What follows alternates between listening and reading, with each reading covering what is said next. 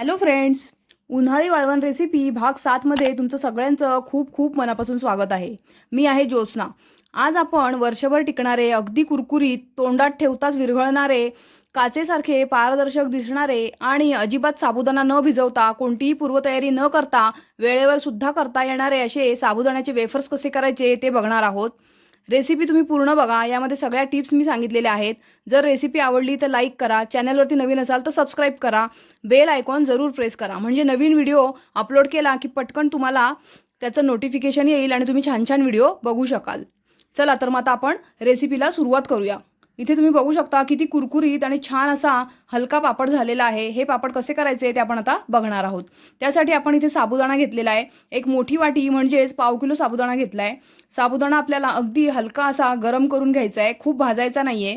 अगदी कढई तापल्यानंतर बारीक गॅस करायचा आहे आणि बारीक गॅसवरती हलकासा साबुदाणा फक्त गरम करून घ्यायचा आहे, जेणेकरून त्यातलं सगळं मॉइश्चर निघून जाईल आणि आपल्याला मिक्सरमध्ये तो दळता येईल. आता तुम्ही बघू शकता थोडासा चमचा आपला हलकासा जायला लागलाय, म्हणजे साबुदाणा भाजून झालाय असं समजायचंय. आता हा साबुदाणा एका प्लेटमध्ये काढून घ्यायचा आहे, त्याला थंड करायचा आहे. छानपैकी थंड झाल्यानंतर आपल्याला मिक्सरच्या भांड्यामध्ये थोडा थोडा करून हा साबुदाणा छान बारीक मिक्सरमध्ये फिरवून घ्यायचा आहे, म्हणजे त्याची पावडर तयार होईल. आता आपण एका मिक्सरच्या भांड्यात थंड झालेला साबुदाणा थोडा थोडा करून मिक्स करायचा आहे आणि फिरवून घ्यायचं आहे. छान पावडर झाल्यानंतर ती पावडर आपल्याला चाळणीमध्ये चाळून घ्यायची आहे. इथे तुम्ही व्हिडिओमध्ये दाखवल्याप्रमाणे बघू शकता चाळणीने मी हे पीठ चाळून घेते. त्यानंतर वरती जो जाडसर साबुदाणा उरणार आहे तो सुद्धा आपण परत एकदा मिक्सरच्या भांड्यामध्ये घालायचा आहे आणि व्यवस्थित बारीक वाटून घ्यायचं आहे आणि परत आपल्याला ते चाळून घ्यायचं आहे. अशा प्रकारे आपलं साबुदाण्याचं घरच्या घरी छान पीठ तयार होतं.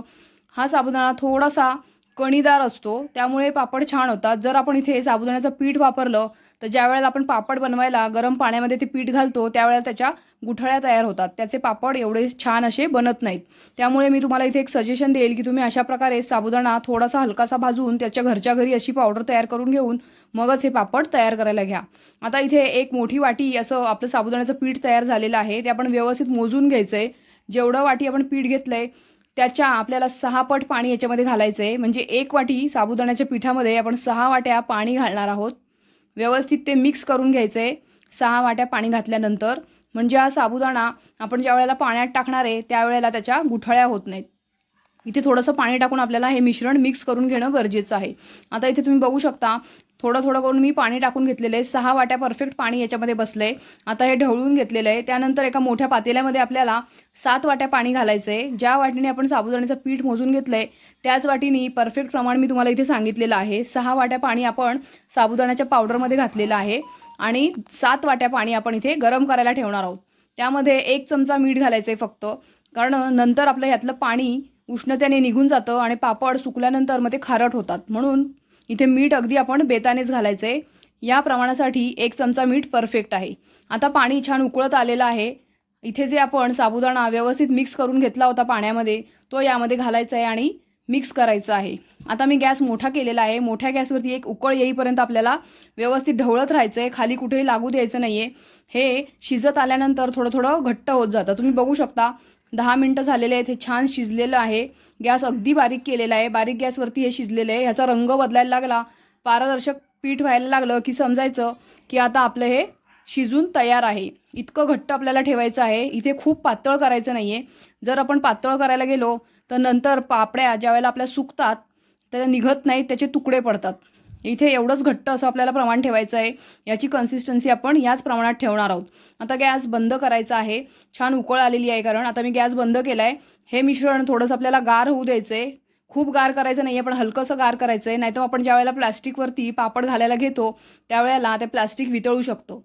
थोडंसं मिश्रण हलकंसं गार झाल्यानंतर इथे मी एकसारख्या छोट्या छोट्या आकाराचे वेफर्सच्या आकाराचे आपण इथे छोटे छोटे पेज पापड असे घालून घेणार आहोत. हे पळी पापड आहेत, झटपट होतात, याला कोणतीही पूर्वतयारी लागत नाही. तुम्ही बघू शकता छोटे छोटे छान असे पापड मी छोट्या चमच्याच्या साह्याने इथे घालून घेतलेले आहेत.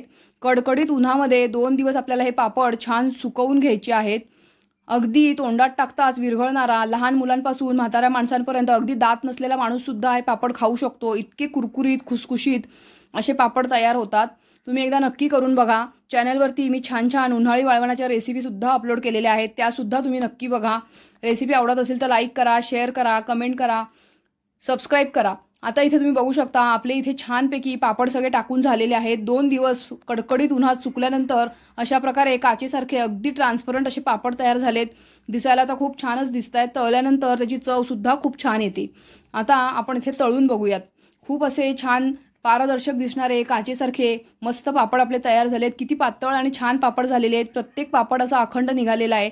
अगदी पातळ पापड आपण घालायचे नाही आहेत, थोडेसे जाडसरच घालायचे जेणेकरून ते काढल्यानंतर अखंड असे पापड निघतात. आता इथे छान तेल तापलेलं आहे. तापलेल्या तेलामध्ये आपण पापड तळून घेतलेले आहे. तुम्ही बघू शकता पटकन असा पापड फुलून येतो. खूप सुंदर असे साबुदाण्याचे पापड आपले तयार झालेले आहेत. अगदी बाहेर मिळतात त्याचप्रमाणे आपले हे पापड तयार झालेले आहेत. तुम्ही पण एकदा नक्की करा. रेसिपी जर आवडत असतील तर लाईक करा, शेअर करा, कमेंट करायला मात्र विसरू नका. अशाच छान छान रेसिपीसाठी माझ्या चॅनलला फॉलो करा.